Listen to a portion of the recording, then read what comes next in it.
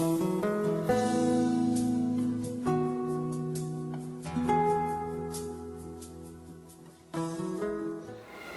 paz do Senhor, profissão da paz. Como disse um amigo meu, que um amigo disse, porque nunca é o amigo, né?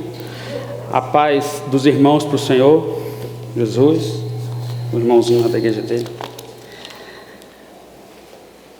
Irmãos, nas últimas 4 semanas,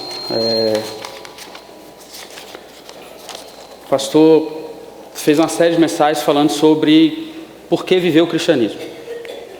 E ele falou sobre o convite, ele falou porque é uma necessidade, ele falou porque o cristianismo é a chave, e ele falou que é uma escolha. A questão é, depois do convite, e aí? Eu aceitei o convite, o que é isso? Qual que é o propósito desse cristianismo? Eu entendi que ele é importante, eu entendi que ele é a chave, eu aceitei o convite que ele me fez, mas qual que é o propósito real desse negócio? O que ele quer fazer comigo? Tem um objetivo? Não tem? Como é que a gente chega lá?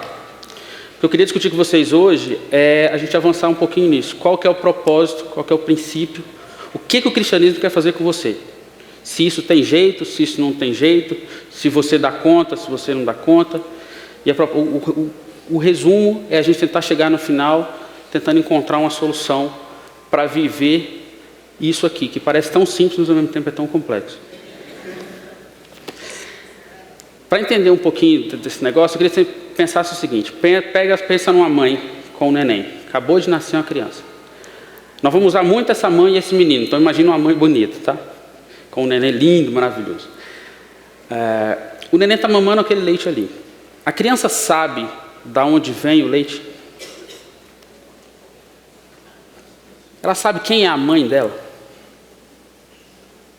O máximo que ela sabe significa, essa mulher aí, quando eu choro, ela me dá o que comer. Se eu ficar suja, ela vai limpar também. Então, gostei dela. Para o meu propósito de vida, qual que é o propósito de vida do neném daquele ali? Como diria o Shrek, comer e fazer cocô. Aí ele dorme. E aí faz cocô. E aí ele faz mais cocô enquanto dorme. O propósito de vida dele é esse. Naquele momento ele ainda não sabe o que ele vai ter que fazer. Naquele momento ele ainda não é nada. Naquele momento ele não tem objetivo nenhum a chegar. Então qual é o contato dele com a mãe dele? Qual que é o que sai da mãe dele para ele? Leite. Para ele, aquele leite vai fazer o que com ele? Garantir o cocô do fim do dia. E se eu estivesse no lugar desse neném, eu não ia querer sair dessa situação. Porque, muito bem, antes dele virar um neném, ele era um feto. E eu tenho certeza que quando ele era um feto, se alguém perguntasse para ele, cara, você quer nascer? Existe vida após o parto? Não, aqui está muito bem.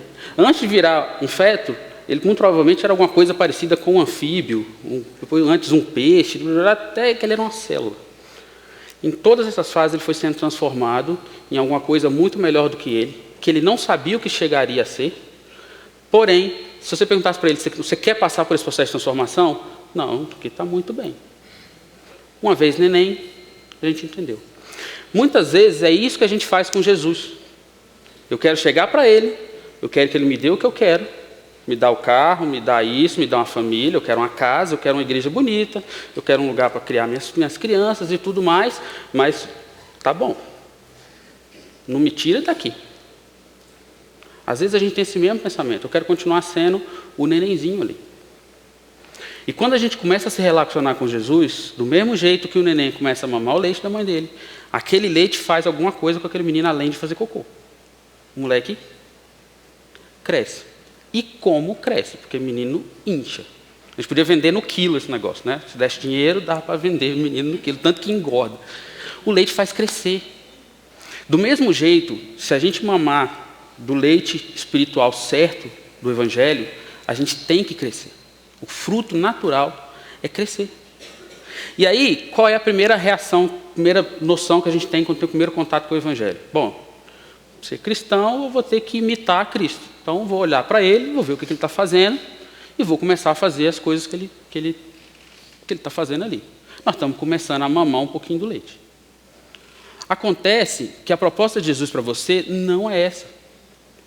Jesus não quer ter um contato para você, de você ficar olhando daí, eu fico daqui fazendo alguma coisa e você repete o que eu estou fazendo. Jesus quer entrar dentro do seu coração e matar você. A proposta é essa, é destruir você e fazer de novo. E é daí que vem a expressão que ele mesmo usou, nascer de novo. Que a gente começa a ver, não, vai ser revestido de Cristo, vai ter um novo Cristo, ele vai nascer de novo. É uma outra expressão. Então começa uma transformação de dentro para fora. Porque esse Jesus veio de lá e veio parar onde? Aqui. Então eu tomo atitudes do lado de fora e começo a agir como ele age. E ele vem mudando as coisas aqui de dentro para poder transformar as coisas. Acontece que quando você soma essas duas coisas, você vai chegar a uma conclusão muito simples. Tem coisas que eu não consigo mudar.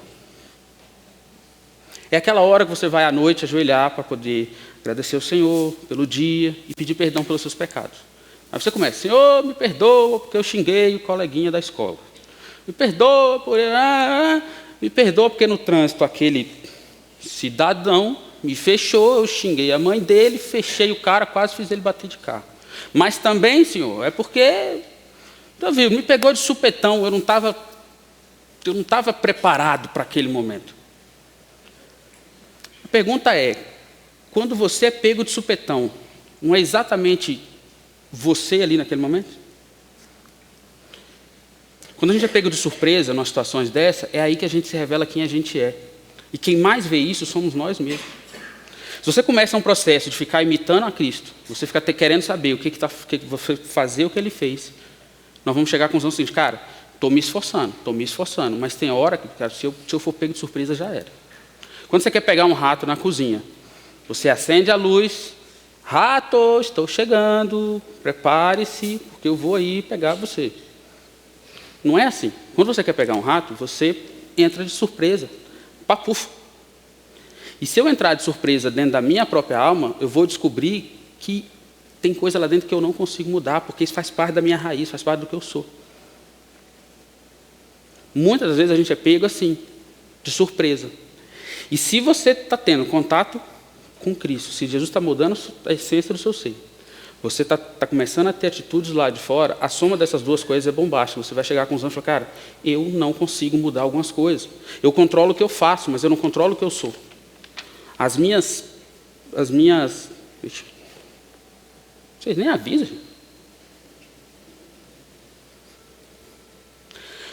Aquelas coisas que dependem realmente de quem eu sou, da minha essência, eu não consigo mudar. É aquela coisa que a sua mãe vira para você e fala assim, ô Diogo, eu te conheço. Não adianta você fazer esse negócio não, que eu sei. Mãe sabe, você também sabe. O problema é que a gente não quer ser confrontado com a gente mesmo. E nos primeiros passos da vida cristã, é que a gente começa a ver, a ter noção com isso. E aí a hora que você consegue ver, falar, cara, mas se eu não sou assim, por que eu estou fazendo essas coisas boas? Aí você começa a justificar as coisas boas que você fez. Não, fiz isso porque, afinal de contas, eu sou um cristão, eu preciso dar exemplo. Eu sou um cara bom, tenho um nível superior, eu preciso... Você começa a tentar criar uma justificativa nobre até para as boas coisas que você fez. E aí você começa a se dar conta de que as boas coisas que você faz não são pelo motivo correto. Você está fazendo aquilo pelo seu ego próprio, pela sua moral em algum lugar, por poder manter coisa na igreja ou no trabalho, em algum outro lugar. As boas coisas que você faz e as coisas ruins que você faz são razão sua. E o problema é quando a gente confronta isso e você chega à conclusão simples que é o seguinte, as coisas que realmente precisam mudar aqui dentro, para eu ser diferente, não é para eu fazer, é para eu ser diferente, só Deus pode mudar. Não tem coisas que eu não consigo mudar, porque eu não sou bom, eu sou mau, a minha natureza é ruim. E a hora que você conclui que só Deus pode mudar essas coisas, é a hora que você começa a se diminuir e a pedir ao Senhor, eu preciso que o Senhor mude meu coração. Eu preciso que o Senhor mude a minha alma, eu preciso que o Senhor mude aquilo que eu sou, porque eu estou descobrindo que eu sou um crápula. E é nesse momento que você se torna um pobre de espírito. Jesus disse que o reino dos céus é dos bem-aventurados o pobre de espírito, porque deles é o reino dos céus. E isso é ser pobre de espírito. É você se dar conta de que você por você não tem solução. Do outro lado, Isso é você aqui começando a andar com Deus. Do outro lado, Deus olha para você e vê um animal ferido, porque a raça humana é ferida desde o nascimento, machucado, rebelde, altivo, que quer botar o dedo na cara dele e falar, você me dá isso, você me dá aquilo, eu vou fazer assim, eu vou fazer assado, e não quer mudar o que quer nas contas. Aí Deus olha essa situação, imagina você olhando um cachorro, um bicho, sei lá, brabo, querendo te morder porque você tomou alguma coisa dele, a comida, por exemplo. Aí Deus olha para você e fala, vamos fazer o seguinte, eu vou fazer de conta que você presta. Eu vou fazer de conta que você é um filho meu. Eu vou revestir você do meu filho para eu poder conviver com você.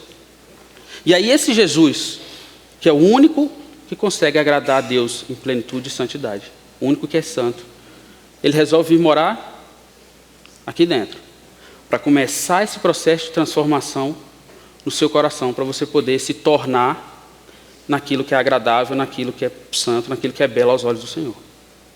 Olha a grandeza da coisa, Deus sai de lá, vem morar aqui, para poder mudar o processo, enquanto eu estou dentro dessa situação. Eu continuo revoltado, eu continuo altivo, eu continuo bravo, e Jesus veio aqui transformar comigo. Se a gente voltar de novo ao bebê lá, a mãe fala com o neném como se ele fosse um ser vivo, uma criança assim, um adulto, um ser vivo adulto.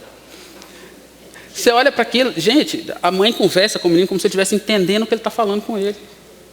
Meu filho, por que isso? Porque a mamãe fez isso hoje, porque a mamãe fez aquilo, porque eu não sei o que, porque eu vou te dar isso, vou botar. Essa blusinha vai ficar linda, e você, o moleque está lá só olhando as luzinhas, piscando. Mas por que a mãe faz isso? Ela está fazendo o que com a criança? Ela está transformando aquele menino num adulto. E através dessa atitude da mãe, ela alimenta e ela começa a tratar ele como se ele fosse gente. Ele começa a virar gente. É essa a proposta de Jesus para a gente. Ele vai começar a te alimentar espiritualmente. E Deus resolveu tratar você como se você fosse filho dele. Nós somos revestidos de Cristo. Deus olha para você e vê Jesus para poder conviver contigo. A proposta é mais ou menos essa. Que eu vá começar a me parecer muito mais com Cristo do que com aquele feto que eu era ontem. A questão é, ser cristão, que é viver o cristianismo, é disso que a gente está falando, é imitar a Cristo? Estão entendendo o que eu estou querendo diferenciar aqui? Por que imitar a Cristo é igual ou não é igual ao significado de ser um cristão verdadeiro? A proposta é a gente discutir isso. E o que eu queria ver com vocês é isso aqui, ó. Quando a gente fala que a gente vai imitar a Cristo, eu preciso conhecer o que Ele fez para fazer o que Ele faz. Acontece que isso é uma relação externa. Eu estou vendo a casca de fora de Jesus. Eu estou olhando por fora. Gente, eu posso assistir todos os vídeos do Michael Jackson, dançar igual ele, igualzinho, como eu danço de fato. Quem já me viu dançando sabe que eu sou igualzinho o Michael Jackson. Mas eu nunca vou ser o Michael Jackson. De tanto olhar, de tanto repetir, eu posso ter os mesmos trejeitos. Eu posso ter os mesmos trejeitos, eu posso ter os mesmos costumes, mas eu nunca vou me tornar no Michael Jackson. Por quê? Porque eu não o conheço. Eu não sei quem ele é, eu não sei o que ele pensa. Eu não sei como ele faz as coisas, eu não sei como ele age, eu não sei como ele reage. Eu não sei quem é a família dele. Então, não dá para eu querer ser um cristão somente imitando o que Jesus faz. Porque isso é externo. E a gente precisa ter contato com aquilo que é interno de Jesus. Eu preciso conhecer a alma dele. Paulo diz que a gente precisa ter a mente de Cristo. E a relação precisa ser tão íntima que eu preciso começar a saber o que pensar, como ele pensaria. Conhecer, ser cristão de verdade, é conhecer quem de fato ele é. Eu preciso conhecer a alma de Jesus. Eu preciso saber como ele pensa, eu preciso passar a pensar como ele, eu preciso sentir o que ele sente. A repulsa que ele sente pelo pecado, eu preciso sentir também. A alegria que ele sente, que ele vê pela santidade, eu também preciso sentir. Se eu só imitar Jesus, isso vai me levar a um ponto que eu estou fazendo o seguinte: eu estou cheio de boas ações. Eu sou um cara filantropo, eu trato bem as pessoas, eu sou educado, eu eu ajo direitinho, todo mundo olha para mim, eu amo as pessoas com o amor que tem sido pregado ultimamente. Está fazendo coisa errada? É porque você tem direito de se virar. Mas e aí? Não passa disso. E esse tipo de bom moço não é o santo Filho de Deus que nós precisamos ser. Ser cristão é muito mais do que imitar a Cristo. A gente precisa entender que se eu ficar só nessa de imitar Jesus, eu estou só tomando um leitinho. Eu preciso sair do leite. A gente precisa passar a ter comida sólida.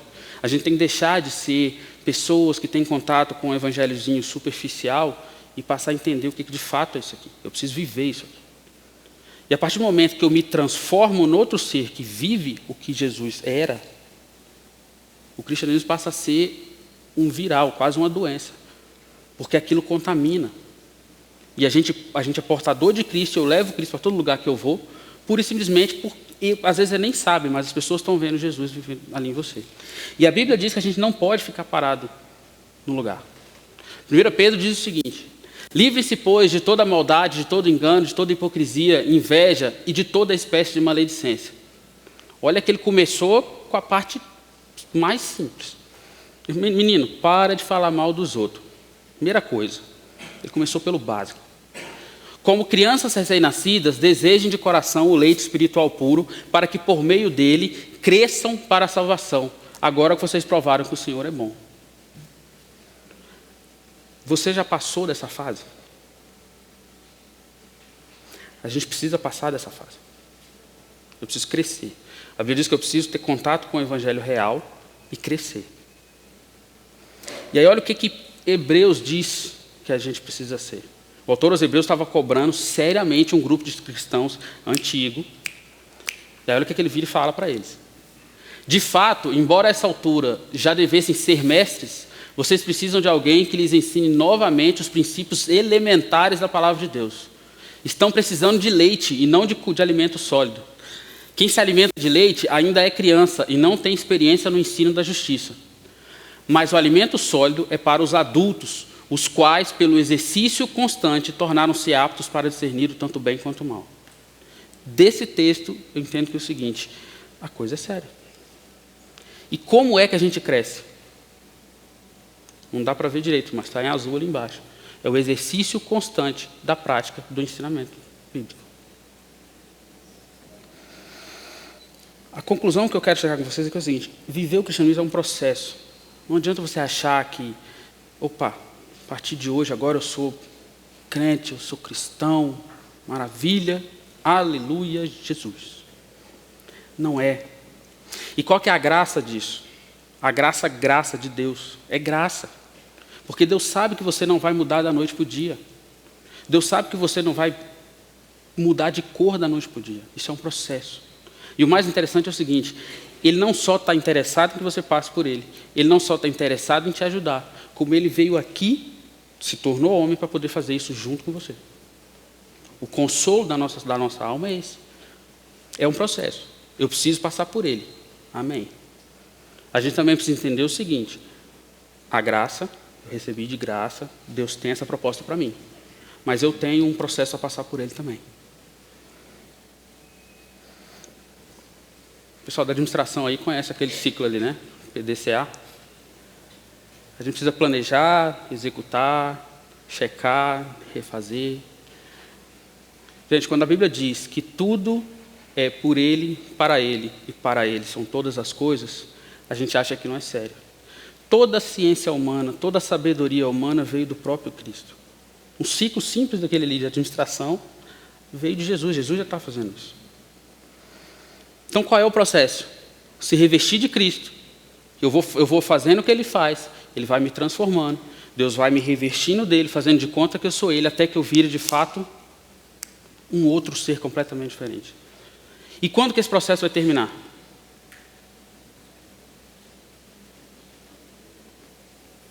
Lá na glória. Quando Jesus me levar e me der um novo corpo, nós vamos morar numa nova terra, e aí sim eu vou estar completa. Aí Ele vai ter me transformado de fato em filho de Deus. Aí eu vou poder me relacionar com o Pai e fazer que nem Paulo. Hoje nós vemos só parte, mas nós o veremos face a face. Aí o processo vai ser completo. E está tão perto, Jesus está voltando. A volta de Jesus é tão iminente. Se você abrir o texto de só Mateus 24 para ler. Todas as profecias dizem, olha, nos últimos tempos vai acontecer isso, vai acontecer isso, vai acontecer isso. Tudo está acontecendo. Se você olhar a sua volta, você fala, gente, é amanhã que ele está chegando, é daqui a pouco. E a gente precisa viver essa esperança. A esperança da nossa salvação é a volta de Cristo. Amém. E aí eu sinto muito. O resumo é o seguinte, é isso aí. O cristianismo inteiro está resumido naquela frase ali. Revestiste de Cristo até que eu tenha uma transformação completa. Mas e aí? Isso é fácil ou é difícil? A solução que a gente tem é querer desenhar uma moral na nossa cabeça. Não, eu tenho um grupo de bons costumes, a gente é ocidental, como todo ocidental a gente tem uma crença aqui de que a pessoa tem que ser assim, o cara tem que casar, ter uma mulher só, ter um bom emprego, se relacionar bem com o vizinho, não falar mal do fulano, ganhar um dinheiro. A gente cria um conjunto de moral. E a gente quer viver um conjunto de bons costumes. E a gente acha que isso está bom. O problema é que o resultado disso é que ou você desiste dessa vida fajuta que não é você, ou você vai viver infeliz eternamente. Porque você vai ficar sempre tentando cumprir a regra para poder respirar um pouquinho, voltar a ser você. Tem um professor de filosofia da USP, Clóvis de Barros, o nome dele. E ele tem umas palestras super interessantes. Ele dá muita palestra no banco lá, né? E ele conta que ele esteve na casa de um amigo dele e tinha um filho, o filho do rapaz estava estudando matemática. E ele chegou lá, e aí, tudo bem? Tal, o que você está fazendo? Estou estudando matemática, tio. Poxa, mas um domingo à noite você está estudando? Mas para que você está estudando? Porque eu tenho prova amanhã e eu preciso tirar 7,5 na prova. O moleque podia ter dito, cara, eu estou fazendo isso aqui porque eu gosto muito de matemática. Eu faço 100 exercícios desse todo dia, por prazer. Mas ele estava fazendo aquilo por pura obrigação. Mas para que você quer tirar 7,5? Para passar de ano.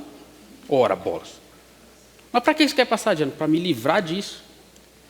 E aí ele passa de ano nesse, vai para o próximo ano, acontece o quê? Quero passar de ano. Aí ele começa a trabalhar. E, bicho, ele olha para os longos próximos 35 anos da vida dele trabalhando, 35 até hoje, que pode ser que isso aumente ainda, né? Para os próximos 35 anos fazendo o quê? Esperando acabar esse processo, cara. Acaba logo, quero me aposentar. Para quê? Não, para eu viver tranquilo.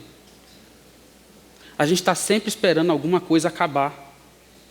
Você está torcendo para o dia acabar. A gente está sempre torcendo para a semana acabar, chegar logo na sexta. Para que não? Para chegar ao final de semana. Está torcendo para o mês chegar no final para você poder dar uma olhada no quinto dia útil e ficar um pouquinho mais alegre. Você está esperando um ano acabar para começar o outro.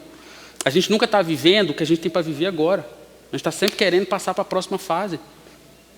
E isso torna a gente extremamente infeliz. Você não tem felicidade, você começa a não ter prazer em nada do que você faz. Porque eu estou aqui, bicho, querendo que acabe logo, para eu ir embora para casa, comer pão de queijo. O problema é que quando você encontra uma coisa que te deixa alegre, o que deixou você alegre agora, daqui a 5 minutos já não deixa mais você alegre de novo. Porque esse cara, 5 minutos depois, já não é mais o mesmo cara que estava 5 minutos aqui atrás. A gente está mudando.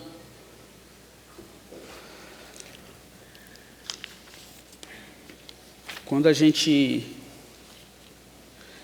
entender que se eu ficar tentando criar um conjunto de regras para viver isso aqui e me livrar dele, eu não vou conseguir nunca. Isso é a lei.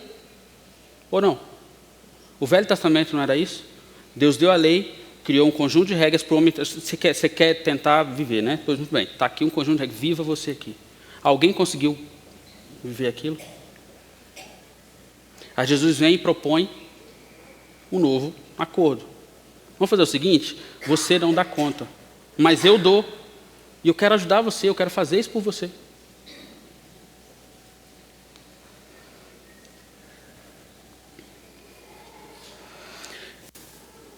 Venham a mim todos que estáis cansados e sobrecarregados, e eu lhe darei descanso. Tomem sobre vocês o meu jugo e aprendam de mim, pois eu sou manso e humilde E vocês encontrarão descanso para suas almas, pois o meu jugo é suave e o meu fardo.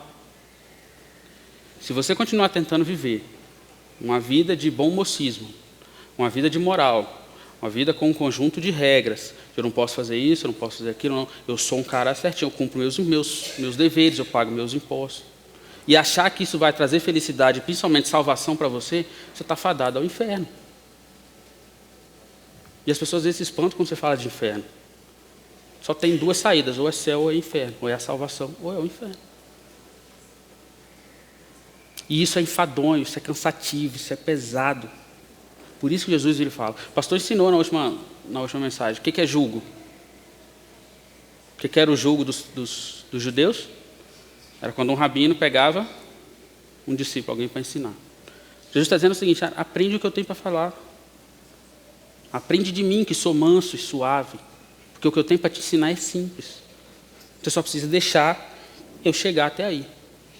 Mas acontece que é o seguinte: eu quero transformar você. Eu quero mudar você. Mas eu não quero uma parte.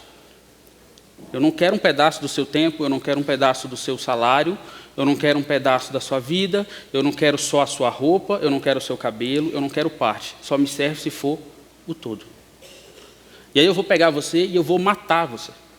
Eu vou destruir você até que você morra e eu vou te dar uma vida nova.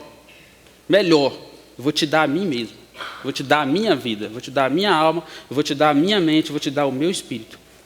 Topa? Pô, parece bonito. É como se você pegasse um carro batido, manda alguém arrumar, o cara fala: bicho, vamos fazer o seguinte, ao invés de consertar o seu carro, eu vou te dar um Azira 0 km que eu comprei ontem. Quer? Se fosse com carro, eu aceitaria, porque afinal de contas, um Azira e tal, não está ruim não. O problema é que para a gente aceitar essa proposta de Jesus, eu preciso matar a minha própria carne. Eu preciso deixar de ser quem eu sou para poder aceitar isso aqui. E aí, isso é mais fácil ou é mais difícil? É mais fácil. Claro que é mais fácil. Eu tenho que deixar ele fazer todo o processo. A questão é que é muito mais difícil. A gente tenta sempre fazer o mais difícil, cara. A gente quer tentar ser um bom moço, quer ter uma vida boa, quer agradar o Senhor com aquilo que Ele mandou eu fazer, só que eu quero continuar sendo eu mesmo, eu quero ter um momento para mim, para ser, eu preciso ser eu mesmo. Isso é muito mais difícil.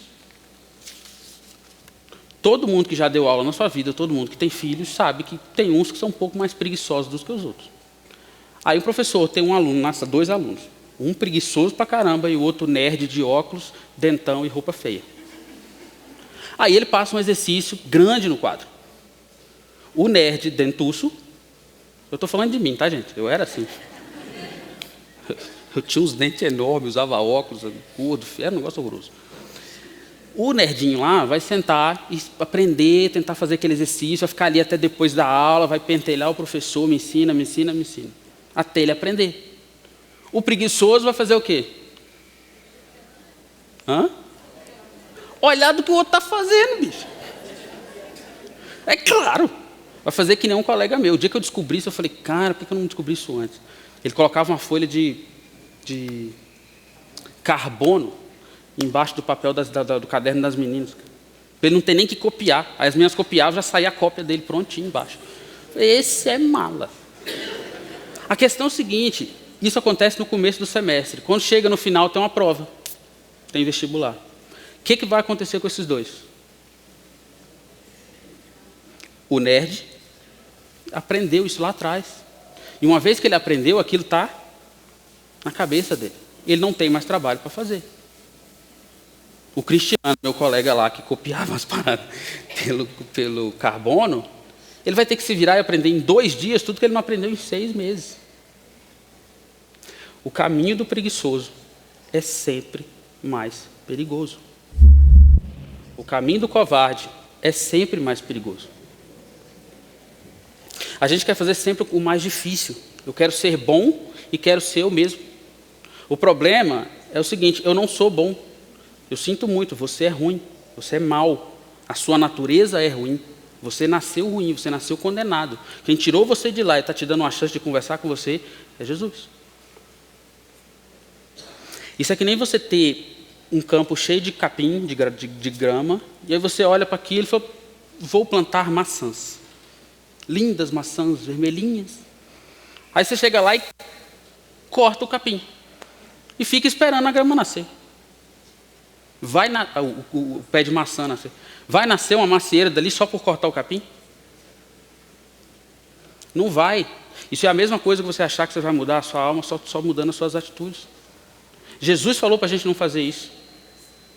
Pode alguém colher uvas de um espinheiro ou figos de ervas daninhas?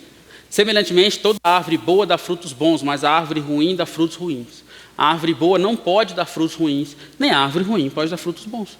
É por isso que ele usa a figura de dizer que nós somos enxertados na videira verdadeira. Quem já viu um projeto de enxerto, você pega um galho e coloca numa árvore viva. À medida que a seiva daquele negócio ali vai sendo sugada por esse galho novo. E esse galho novo vai passando a viver a vida daquele galho que foi enxertado. Jesus diz que a gente tem que ser enxertado nele. Eu preciso passar a viver a vida dele. E esse processo acontece todo dia de manhã. Na hora que você acorda, super animado. Tem gente que acorda que nem eu, só vai falar depois das 9 da manhã. Tem gente que acorda que nem a pessoa que dorme ao meu lado. Bom dia, sol, bom dia, passarinho, bom dia, cachorro. Mas nesse momento, alegre ou revoltado, com fome ou não, é a hora que você vai planejar o seu dia. E é nesse momento que você vai falar, cara, hoje eu não vou ser eu. Hoje eu não vou viver o que eu tenho para viver. Isso começa a acontecer um momento de manhã, daqui a pouco você passa a tarde, daqui a pouco você passa a noite. Isso começa a acontecer todo dia, todo dia. Jesus vai transformando você. E esse processo precisa ser cada vez mais profundo. E aí, qual é a proposta de Jesus para você? Eu já falei qual é a proposta. A solução é mais fácil. Ele faz o processo. Acontece que ela é mais difícil. 2 palavras. Sede perfeito. Ah, mas calma aí. Jesus está botando o ideal. Não, ele não está brincando. Jesus não está brincando. Do mesmo jeito que ele não está brincando, quando ele propôs para você matar você. Do mesmo jeito que ele não está brincando, quando ele virou e falou, olha, eu não quero parte, eu só me interessa se for tudo. O C.S. Lewis conta uma história de que isso é mais ou menos, quando ele era pequeno, ele tinha dor de dente, e ele não chegava para a mãe dele para pedir para ela um remédio para dor de dente, porque ele sabia que ela não ia dar só o remédio para dor de dente. Ele sabia que se falasse, mãe, eu estou com dor de dente, ela ia dar um remédio para ele, para um monte de outras coisas. Aí ela ia olhar todas as outras coisas, olha a orelha, olha não sei o quê, ver se o menino estava... E no outro dia ela ia levar ele no dentista. E quando chegasse o dentista, o dentista ia corrigir todo o resto. Ele ia mexer em um monte de outras coisas. E aí a questão da vida dele é o seguinte, eu estou com dor de dente, mas se eu pedir ajuda para isso aqui, ele vai querer consertar o resto. E a gente age assim com Jesus. Eu quero, Senhor, só me ajuda a ser menos raivoso, só a me controlar. Mas só. Não vem mexer no resto. O Senhor faz isso que eu quero, mas o Senhor fica aí. A grande verdade é que se a gente for honesto com a gente mesmo e com Ele, seria muito bom se Jesus me ajudasse e depois me deixasse em paz. A grande verdade é essa. Você me ajuda, resolve aí esse negócio de eu ficar com raiva aí por causa de qualquer coisa, de eu chorar, minha depressão, o Senhor me ajuda aí meus pecados aí, mas não enche mais o saco. E a proposta não é essa.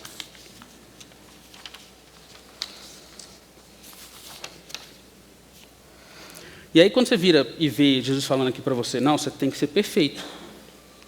Mas, não, que isso, eu nunca quis ser santo. Eu só quero ser um homem bom, com bons costumes, ter uma vida tranquila e morrer em paz, que as pessoas lembrem de mim. A pergunta é, quem falou que o que interessa é o que você quer fazer? Não me interessa o que você quer fazer. Interessa o que Deus quer fazer de você. O plano original de Deus para o homem lá atrás não incluía o que você quer fazer. E você está ganhando de presente a benesse dele te transformar naquele ser perfeito que ele planejou. Então não te interessa saber.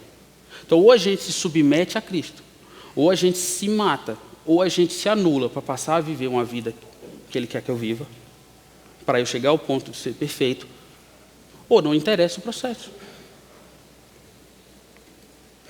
E olhar para isso não é querer aceitar isso daí não é ser megalomaníaco. Não é ser, está querendo ser santo demais, está querendo virar o próprio Jesus, que é isso? Não. Se você não quer aceitar esse plano, isso é desobediência. Isso é covardia. A gente precisa querer chegar lá, porque o plano sempre foi transformar você num Cristo. E aí a pergunta é, você falou que era mais fácil, beleza, eu entendi que Jesus vai fazer tudo por mim. Aí depois você vira e fala que é difícil porque eu tenho que ser perfeito da noite para o dia. Tem um processo. E todo processo tem passos. E aí eu queria ler um texto com vocês para a gente conseguir achar o que a gente tem que fazer para chegar lá. Jesus nunca disse que ia ter que fazer nada sozinho, nem que você ia ter que se mudar da noite para o dia. Mas tem um processo aí. Vamos abrir comigo aí, 2 Pedro. 3. 1. Mentira. 1.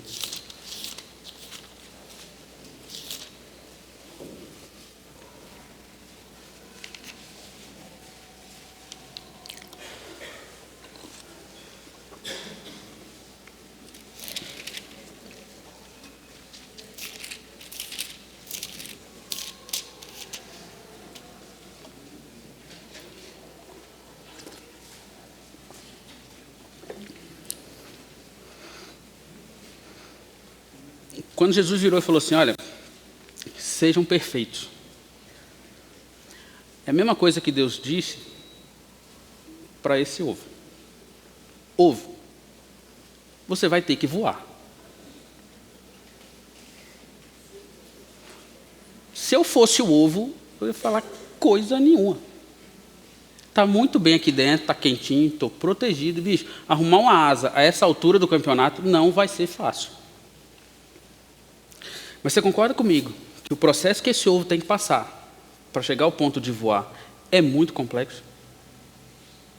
Esse ovo vai ser chocado, vão sentar em cima dele até ele chocar. Ele vai sair daqui.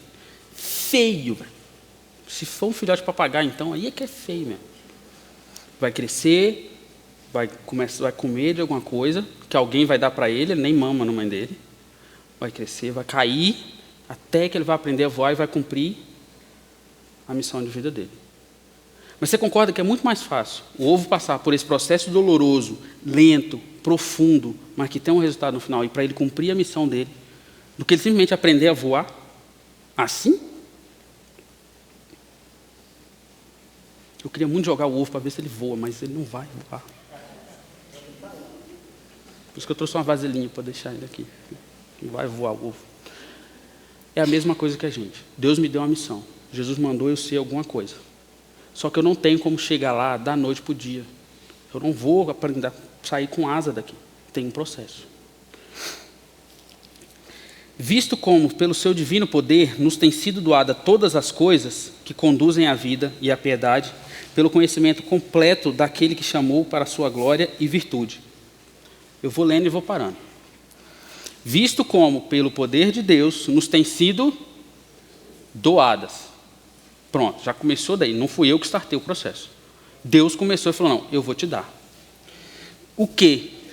Todas as coisas que você necessita para poder ter vida e ter piedade. Pelo conhecimento completo daquele que nos chamou para a sua glória e virtude, pelas quais, ou seja, por conta da glória e virtude de Deus, nos têm sido doadas novamente as suas preciosas e muito grandes promessas. Para quê?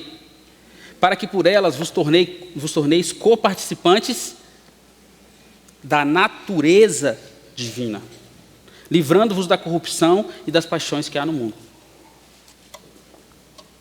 Jesus não quer me transformar em coparticipante só da herança do que ele tem, dos direitos que ele tem. Ele quer me transformar em coparticipante da natureza divina que ele tem. É essa a proposta. E por isso mesmo, vós, reunindo toda a vossa... E aqui ele vai começar uma série de coisas. E aí eu quero pegar essas palavras e nós vamos olhar o significado de cada uma delas para a gente entender o que é isso daí. Reunindo toda a vossa diligência. O que é diligência? De acordo com o dicionário, é o interesse ou cuidado aplicado na execução de algo, ou a urgência e a presteza em fazer alguma coisa com rapidez. Traduzindo, Avexa, filho. Tenha diligência, tenha intenção de fazer isso rápido, tenha intenção de agilizar o processo. Associai com a vossa fé a virtude. Olha que Pedro vira e fala o seguinte, olha, pega a virtude e associa com a fé. Ele não falou para você pegar a fé de algum lugar, falou? Ele está partindo do pressuposto que a fé você já tem. E quem é que me dá a fé? Deus me deu a fé. Até a base do meu processo é o próprio Deus que me dá. A fé que eu preciso para poder aliar a minha diligência, Deus me deu para poder fazer. E o que é a virtude que Pedro manda colocar aqui? Excelência moral. O termo, o significado no dicionário é esse. Tem outros, mas é excelência moral. É a qualidade daquele que se conforma com o correto e com o desejável. O que é conformar? Tomar a forma. O que Romanos diz que a gente tem que fazer?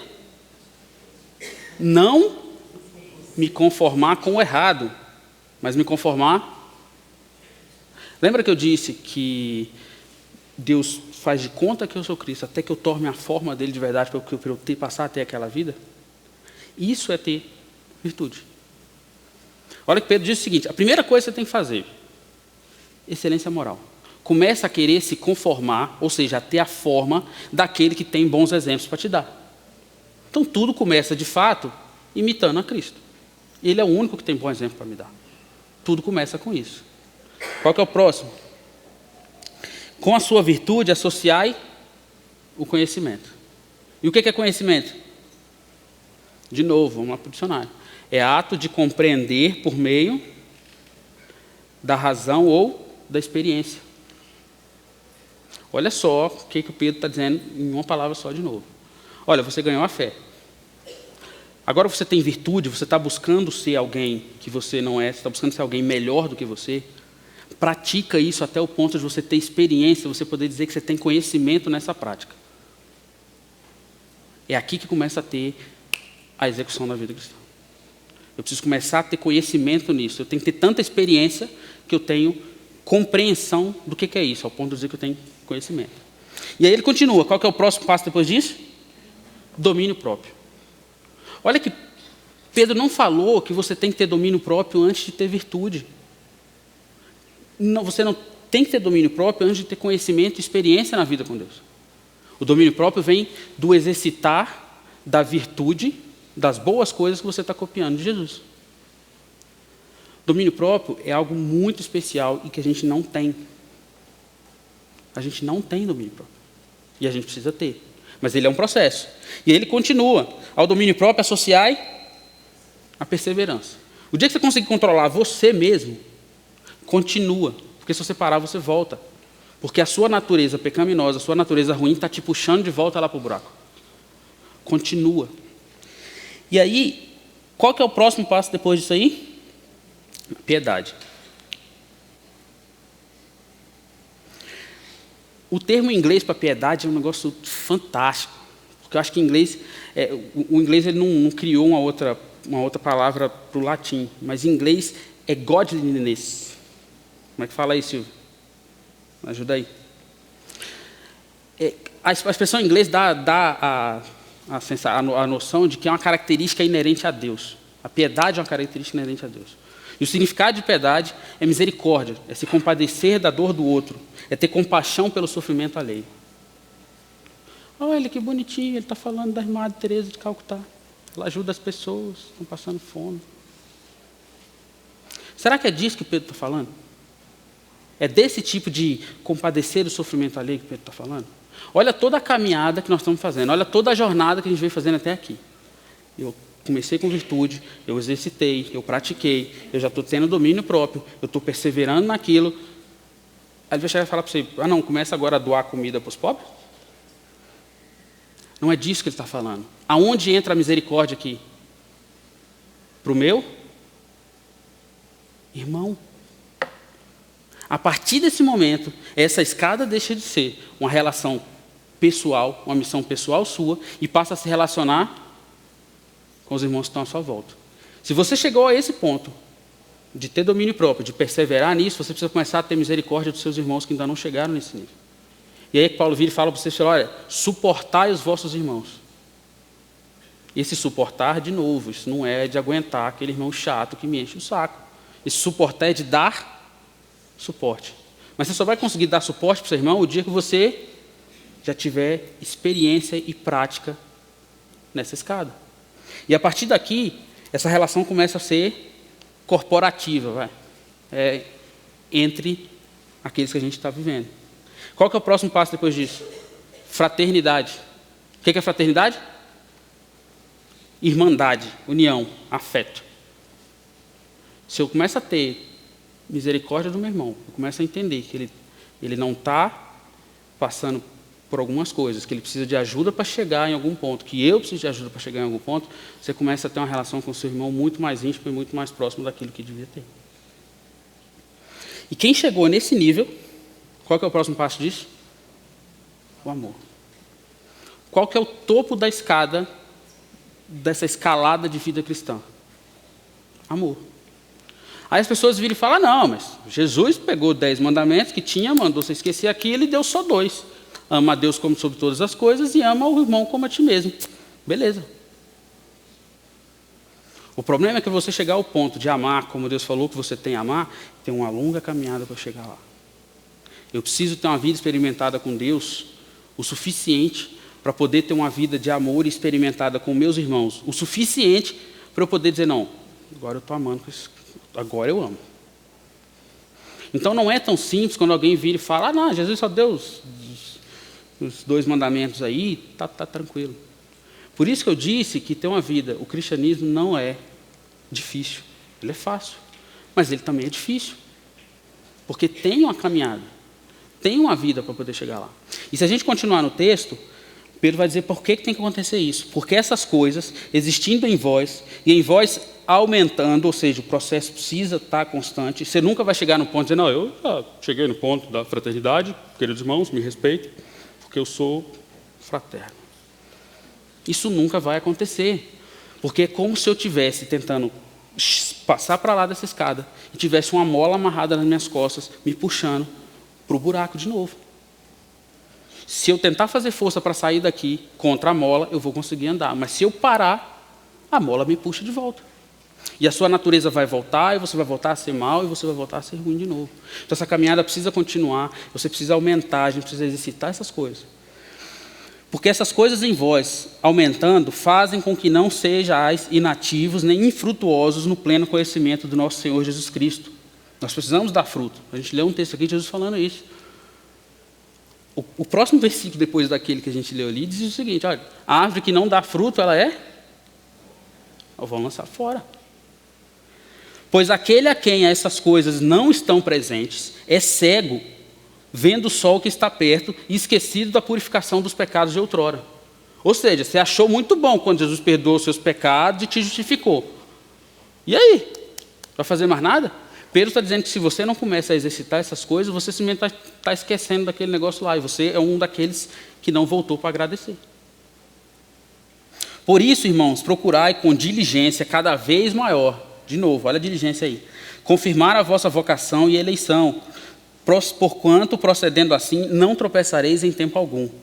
Pois desta maneira é que em vós será amplamente suprida a entrada no reino eterno de nosso Senhor e Salvador Jesus Cristo. Ou seja, aqui, quando nós entrarmos no reino de Jesus, quando Ele voltar e levar a gente de volta e me der um novo corpo, uma nova terra, aí vai estar completo esse processo. Então, é uma escalada. Tem uma vida a andar. Tem umas léguas aí para a gente andar junto. Tem um meio quilo de sal para a gente comer com Jesus, para a gente poder chegar no ponto que Ele quer que a gente chegue. E aí, para encerrar, eu quero abrir um texto para a gente concluir. Hebreus 13.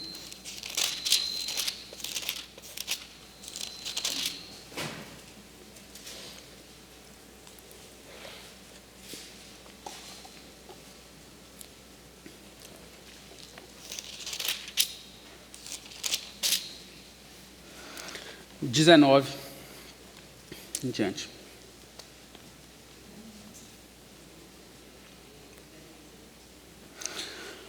Rogo-vos, pois, com muito empenho, que assim façais, a fim de que eu vos seja restituído mais depressa.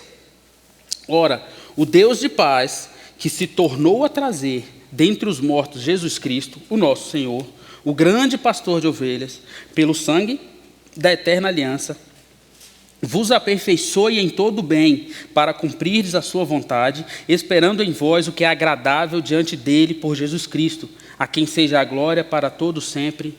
Amém. Então não sou eu que vou me tornar perfeito. Não é você que vai conseguir chegar ao ponto de ser perfeito. Quem é que vai nos tornar perfeitos? Jesus. Para que Deus quer me transformar num ser perfeito como Jesus é? Para que nós possamos cumprir a vontade, operando em nós aquilo que é agradável diante dele. Nós somos feitos para a glória de Deus e para agradar ao Pai. Só que para eu chegar nesse ponto Jesus precisa me aperfeiçoar. Então nós precisamos ser trabalhados, a gente precisa ser moído. Tem um hino que fala que a gente precisa ser, que eu quero ser como um vaso novo na mão de Deus. Para Deus me quebrar, amassar e fazer de novo. A humanidade chegou num ponto de estrago, de perfeição, de defeito, que não tem remendo, cara. Não dá para consertar. A gente só vai valer alguma coisa se a gente nascer de novo. Amém? Leva isso para casa, leva na sua cabeça, ao longo dessa semana, que você tem uma escada para andar. E que a primeira delas é ter virtude, é se achegar ao exemplo, é perseguir o exemplo de alguém bom. Quem é o único bom? É Jesus. Você precisa ter experimentação nisso aí, ao ponto de você dizer, não, eu tenho tanta experiência nisso que eu tenho conhecimento nessa vida aí com ele. E perseverar, e ter domínio próprio, e começar a ter uma relação com meu irmão que reflita esse tipo de vida que eu tive até esse momento. Até chegar ao ponto que nós vamos nos amar uns aos outros, perfeitamente, da forma como Deus nos ama. Não é isso que Jesus orou por nós? Aqueles que o Senhor me deu, eu os amo como o Senhor me ama. E nós vamos ser um com eles, assim como Ele é com o Pai. Amém?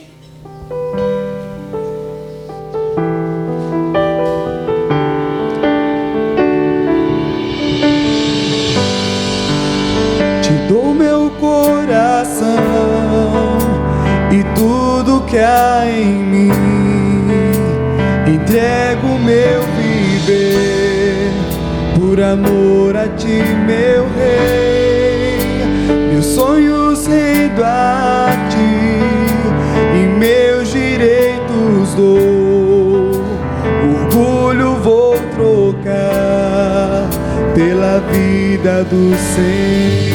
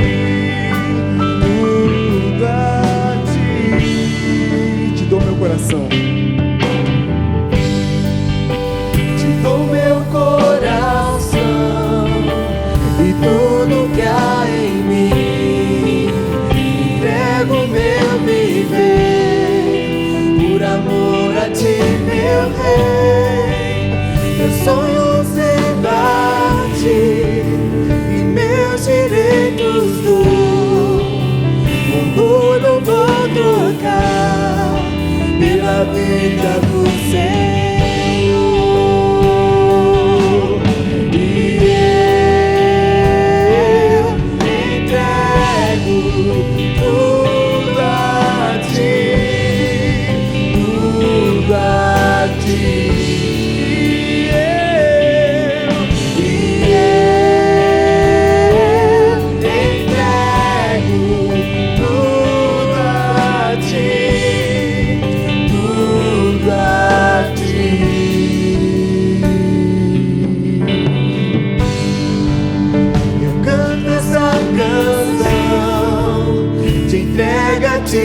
Jesus, e o que o mundo dá, eu deixo aos pés da cruz, por conhecer a ti, a teu nome dá.